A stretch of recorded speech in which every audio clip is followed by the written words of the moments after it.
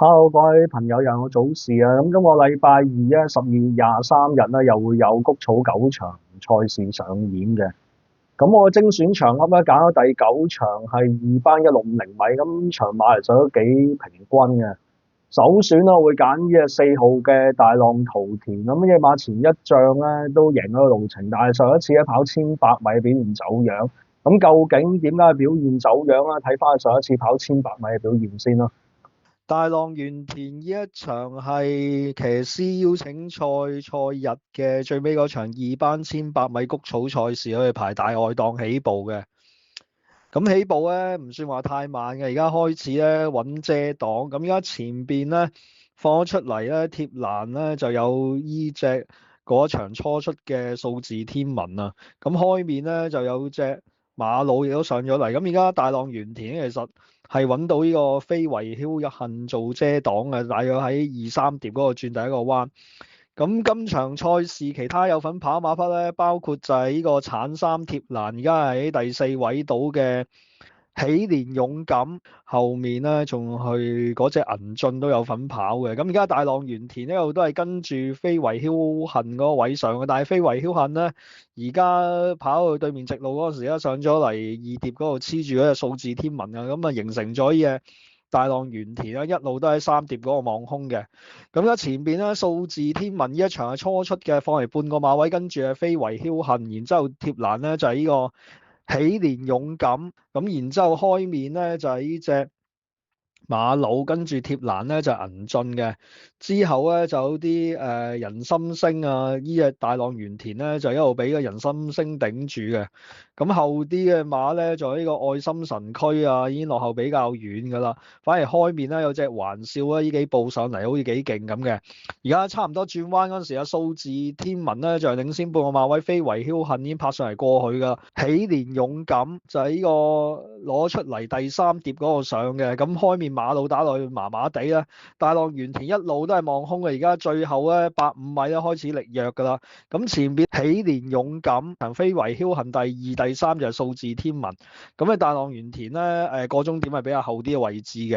咁其實咧，大浪淘田咧，我自己覺得就隻馬咧仲有啲進步空間嘅，因為前一仗贏呢個1650米咧，其實賽前係一度缺貨嘅。咁但係喺跟順咗之後有遮擋之下咧，後上係好強咁過到呢個對手贏馬。咁上一次跑1100米，其實係睇翻咧個際遇係更加差嘅，因為早段係3碟有遮擋，但係嗰隻非佛維囂恨咧，佢就走咗上去拍住前領馬咁鬥放，咁佢就變咗得一隻馬喺3碟望空，咁翻嚟其實都唔係輸太遠嘅。咁今次會跑翻呢個贏馬1650米，而且排一個2檔起步，再結合翻今場嘅快馬幾多，尤其是咧有一隻希斯嘅仁和家興喺度咧，早段嘅步速一定唔會慢嘅，咁所以呢隻馬應該好輕鬆咁有遮擋守住啲中間位置，入直路咧發揮翻佢前一仗贏馬後勁咧。格沙之後咧可以再贏一場嘅。咁次選方面咧都要揀翻希斯嘅另外一隻馬啦，3號嘅太陽勇士。咁呢隻馬上一次跑田草1600米咧係冷門落飛跑第2嘅，跑贏咧今次又同場咧遙遙領先。咁呢隻馬其實不嬲都係跑開谷草係起家，咁今次過翻嚟呢個谷草而有扣女幫佢做步速咧，如果佢計3甲一直咧，應該係佢最穩陣。咁第三選咧，揀隻又係冷門嘅5號太易穩啦。咁呢隻馬今次跑1650米咧，其實都係同個賽程有啲關係嘅，因為要睇翻2班谷草1200米，下一次咧要到1月中先有嘅。咁所以嗰隻跑馬地百萬挑戰杯領先嘅至尊貴寶咧，都要走嚟跑呢場。咁但係其實兩隻馬計都係1200谷草耍家嘅，今次一齊真情，咁個賠率咧兩隻馬冇人相距咁遠噶嘛。咁呢隻太易穩其實今次賽前都幾有誠意啊，因為佢試咗課1600米嘅沙田草閘先嚟跑嘅。咁睇翻嗰個課閘嘅沿途一路撳住，冇乜點樣俾佢咧，順走之下都冇乜點樣搶口，埋翻嚟嗰個勁力咧都唔算話減弱得好多嘅。咁雖然血統上可能係以短途係比較耍家，但係今次偶爾真情一次跑到1650米咧，成冷門都可以搏得過嘅。咁最後一隻咧都係揀翻嗰隻2號嘅遙遙領先啦。咁呢隻馬而家嘅評分咧已經有少少易位難贏㗎啦。咁但係上一次咧都話晒又係輸俾佢老對手康樂高球啊，咁同埋輸俾太陽勇士。咁你計翻級數咧，過翻嚟谷草跑翻1里咧，都係啲前列分子嚟嘅。12月23日我精選場咪介紹第9場，順序係4號嘅大浪淘田、3號嘅太陽勇士、5號嘅太二穩同埋2號嘅遙遙領先。咁至於三寶場合咧，由於介紹尾場關係咧，係介紹次口嘅。咁近期嗰啲頭馬都幾難揀嘅，咁盡量揀啲係比較有分頭嘅馬。頭關第7場係4班1200米，我揀3匹嘅，包括2隻上次贏咗馬，今次轉牌外檔嘅3號馬3強同埋4號嘅團結戰力。咁再加一隻咧，預計今場可以控制步速嘅10號馬佳運發。咁呢3強咪團結戰靈咧，之前都試過同場啊，分別跑咗第3啦，同埋呢個第5嘅。咁嗰場賽事咧，開頭諗住個水準唔係好高，咁但係之後呢兩隻馬分別可以打開勝門，咁證明咧又唔係太差。咁同埋呢個3強啦，上次贏馬嘅時間其實係快過同晚3班騎師賽嘅海船星嘅。咁所以今次雖然跑咗大外檔起步，如果佢早段揾到啲遮擋而形勢造就嘅話咧，發揮翻上次嗰場嘅後勁咧，都有權係再贏。咁至於嗰個團結戰靈咧，前一仗就係成為大熱而三甲不入嘅，但係上一次咧，佢嗰個贏馬姿態其實幾好，入直路咧都叫位叫咗一段時間先可以咧望空衝刺嘅，咁可以贏到馬翻嚟咧，證明呢隻馬進步同埋鬥心都幾好。今次繼續排外檔咧，可能對於後勁馬有幫助添。咁呢個貴福特加田泰安嘅組合咧，都係信心嘅保證，可以追多一次。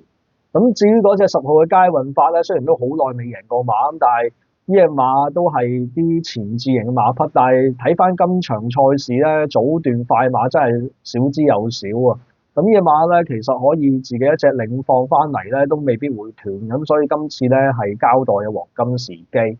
咁至於次關啊，就係呢個第8場嘅3班1200米，咁啊揀一隊比較好分頭嘅馬，包括1號嘅傑出漢子同埋11號嘅川河洞區。咁嘅傑出漢子咧，雖然係由呂健威轉出嚟徐雨石啦，咁但係其實今季部署上啦，上手馬房已經係想係減分嘅，因為咧之前都係跑一啲田草或者田泥賽事，都唔係佢最耍家嘅。咁其中一場跑田草1200米咧，只係輸俾好有心得唔係太遠，跑到第6嘅。咁上一次轉馬房初出跑呢個直路賽咧，中段都有少意外，翻嚟唔係輸太遠嘅啫。今次啊減夠分，可以跑翻啲標準嘅3班賽。雖然排咗個大外檔起步，但係今場賽事預計早段都幾多快馬搶嘅。佢喺12檔咧都有權一早咧切入嚟有啲遮擋嘅位置。咁用下艾杜拿亦都唔似咧係繼續減分嘅部署啊。半懶都 hold 得過啊！咁至於嗰隻11號嘅川河洞區咧，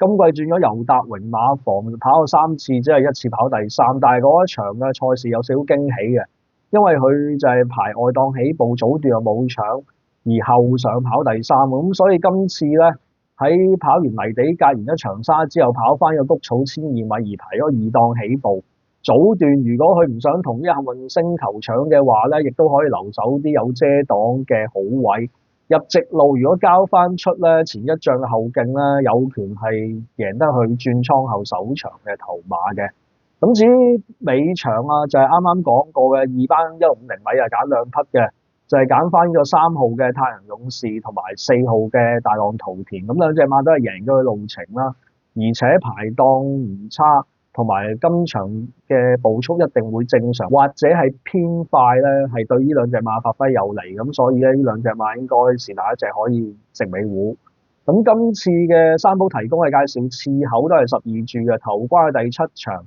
，3號嘅3強、4號嘅團結戰靈同埋10號嘅佳運發，次關係第8場1號嘅傑出漢子同埋11號嘅川河洞區。尾關係第9場，3號嘅太陽勇士同埋4號嘅大浪淘田。咁下一次賽事咧又要過咗聖誕啊同埋平安夜嘅12月27日係星期6嘅賽事嚟嘅。咁先向各位朋友咧講一句聖誕快樂啦。咁下次賽事我哋再見啦，拜拜。